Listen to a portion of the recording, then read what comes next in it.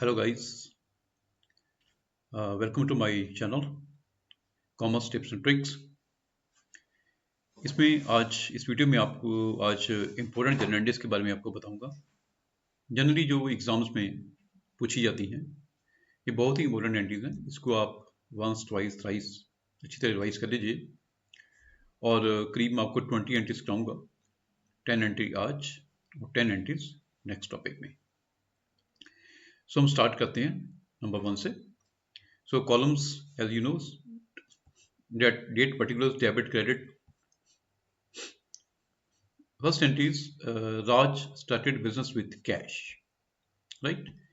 So राज ने एक business start किया कैश, जैसे कि मैंने आपको कल जो पिछले टॉपिक में आपको मैंने करवाया भी था, rules of debit and credit. ना इस टॉपिक में मैं आपको साथ में उसको भी लिंक करूंगा ताकि आपको इजीली समझ आ जाए। तो राज ने एक बिजनेस स्टार्ट किया, तो आपने देखना है कि बिजनेस में कैश आ रहा है बैंक का, वो चेक के द्वारा भी बिजनेस स्टार्ट कर सकता है या बैंक से लोन भी ले सकता है। तो यहाँ पे है Raj started business with cash 1 lakh. तो ये कैश से बिजनेस स्टार्ट किया गया, तो बिजनेस में कैश आ रहा है। हमने देखना कैश कौन सा अकाउंट है। So cash is real account, debit what comes in, right. तो हम कैश को क्या करेंगे, डेबिट। बिजनेस में कैश आ रहा है, आपने देखा ना बिजनेस में कैश आ रहा है या बिजनेस में से कैश आ रहा है, तो बिजनेस में कैश आ रहा है, debit what comes in, cash आ रहा है। ठीक है। राज जो पर्सन है एक, ठीक है, वो अब कौन सा अकाउंट है, पर्सनल। तो वो उसमें रूल क्या होता है, debit the receiver, credit the giver. Personal account का ये रूल है। तो वो गिवर है, ठीक है। तो गिवर को हमने क्या करना है, क्रेडिट करना है। ठीक है। तो रूल्स को एक बार जरूर रिपीट कर लेना। मैं अभी आपको वैसे तीनों रूल दोबारा रिपीट कर देता हूँ। पर्सनल अकाउंट में क्या है, debit the receiver, credit the giver. Real account में debit what comes in, credit what goes out. And nominal account में डेबिट और एक्सपेंसेस एंड लॉसेस, क्रेडिट और इनकम एंड गेन्स। तो सेकेंड एंट्री में क्या है, डिपॉजिटेड कैश इनटू बैंक ₹20,000। अब bank में पैसे हमने जमा कराए हैं, कैश हमने जमा कराया है, राइट। तो इसमें कौन सी 2 एंट्रीज इन्वॉल्व हो रही हैं, बैंक एंड कैश। ठीक है। बैंक कौन सा अकाउंट है, पर्सनल। तो वो रिसीव कर रहा है, बैंक रिसीव कर रहा है कैश को, डेबिट द रिसीवर। ठीक है। तो बैंक रिसीव कर रहा है, इसको हम डेबिट कर देंगे। दूसरा एस्पेक्ट क्या है, कैश। कैश हमने देखना हमें आ रहा है कि जा रहा है, कैश हमारे बिजनेस में से जा रहा है, out going, right. Credit what goes out, cash हमारा रियल अकाउंट है, तो कैश को हम क्रेडिट करेंगे। तो एंट्री क्या बनेगी, bank account debited to cash 20,000। Next is cash withdrawn by proprietor for personal use. अब पर्सनल यूज हम किसको बोलते हैं, कोई भी जो ओनर है, मालिक है बिजनेस का, वो अपनी किसी भी यूज के लिए पैसा विड्रॉ कर सकता है। वाइफ की शॉपिंग के लिए, बच्चों के लिए, या अपने कुछ यूज के लिए, राइट। तो वो किसी भी काम के लिए पैसा यूज करवाएगा तो उसे हम पर्सनल यूज कहेंगे। जरूरी नहीं कि उसने खुद अपने लिए यूज करवाया, अब वाइफ के लिए भी पैसे विड्रॉ कर सकता है, किसी भी कर सकता है। तो सारी की सारी पर्सनल यूज ही काउंट होती है। तो उसको हम बोलते हैं ड्रॉइंग्स। ठीक है। तो बिजनेस में से पैसा जा रहा है, कैश जा रहा है, तो again credit what goes out, cash को हम अगेन क्रेडिट करेंगे, तो debit, drawings account debit. Next one is bought good. Bought goods का मतलब परचेज, हमने कुछ परचेज करी है बिजनेस के लिए गुडलीन से, ऑन क्रेडिट ₹10,000। तो इसमें दो चीजें कौन सी हमें नजर आ रही हैं, एक तो हमने गुड्स परचेज करी, तो वो आगे गुड्स, गुड्स या परचेज हम कुछ भी लिख सकते हैं, बट जनरली आप परचेज वर्ड लिखिए, क्योंकि अगर सेल करी हुई तो हमें सेल लिखना होगा, परचेज करिए तो परचेज, वो बेटर रहेगा। ठीक है। तो ये कौन सा अकाउंट है, रियल अकाउंट। तो उसमें क्या रूल अप्लाई होता है, debit what comes in, goods हमारे पास आ रही हैं। अगर गुड्स आ रही हैं तो डेबिट व्हाट कम्स इन, तो हम परचेज को डेबिट करेंगे, राइट। गुलीन कौन सा अकाउंट है, पर्सनल अकाउंट। तो पर्सनल पे रूल क्या था, debit the receiver, credit the giver. वो हमें गुड्स दे रही है, ठीक है, तो हम गुलीन को क्रेडिट करेंगे, क्रेडिट द गिवर, राइट। तो नेक्स्ट है हमारे पास फिफ्थ, पॉइंट नंबर 5 मैं आपको बताता हूँ। इसकी एंट्री है रिसीव्ड चेक फ्रॉम सिमर ₹9800। अब इसमें देखिए हमारे पास एक चेक है सिमर से 9800 का, और जिसमें हमने ₹200 का एक डिस्काउंट अलाउ भी किया है। ठीक है। तो हमारे पास चेक कर रहा है, ठीक है, हमें चेक रिसीव हो रहा है, राइट। तो बैंक में पैसे जा रहे हैं, बैंक में आ रहे हैं ना, बैंक अकाउंट डेबिट। हम उसको ₹200 छोड़ रहे हैं, हमने उससे 10,000 लेना होगा, 200 हमने उसको छोड़ दिया, तो ये हमारे लिए क्या होगा, लॉस। तो लॉस हमेशा क्या होता है, डेबिट।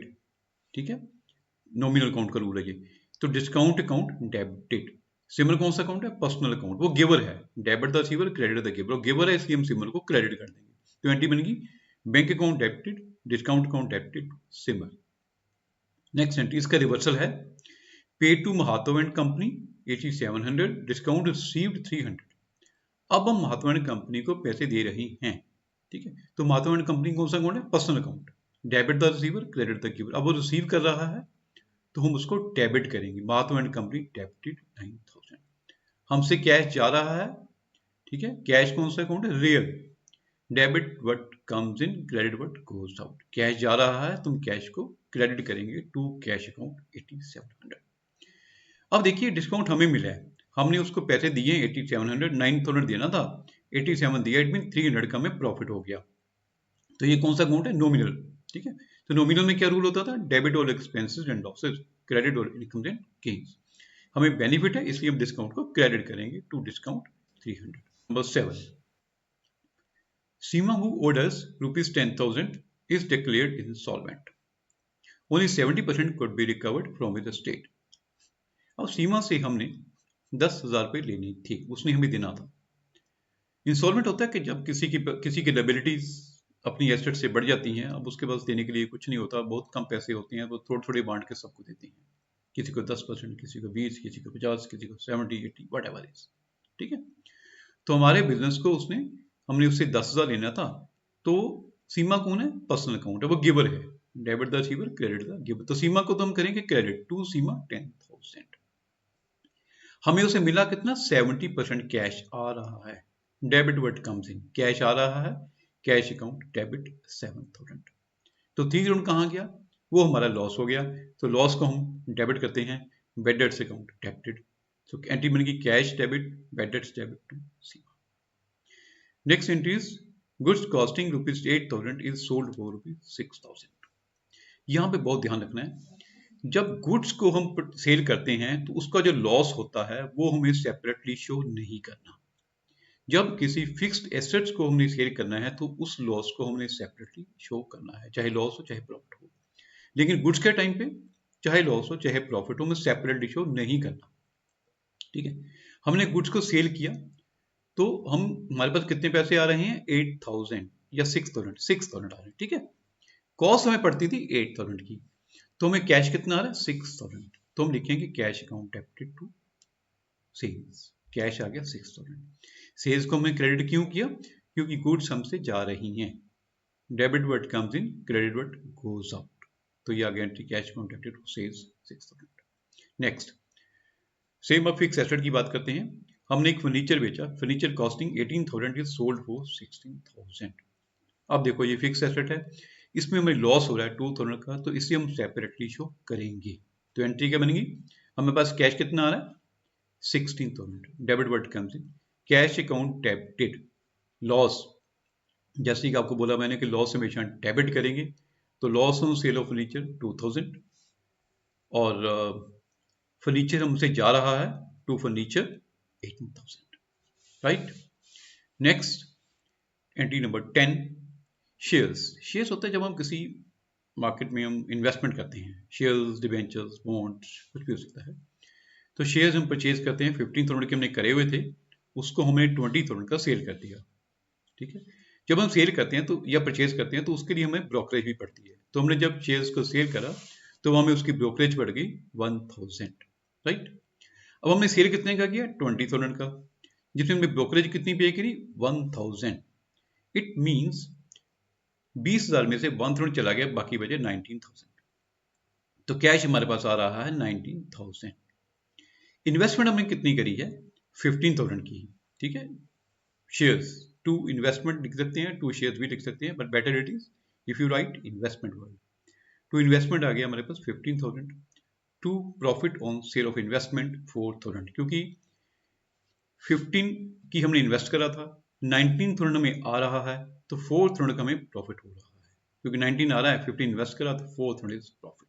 तो ये आज आपको मैंने 5 एंट्रीज करवाई हैं, 5 एंट्रीज दोबारा करी, टोटल होगी हमारी 10। तो ये 10 एंट्री में से नेक्स्ट अभी आपको टॉपिक में 10 एंट्रीज आपको और करवाऊंगा, जो बहुत ही इंपॉर्टेंट एंट्रीज है वो भी।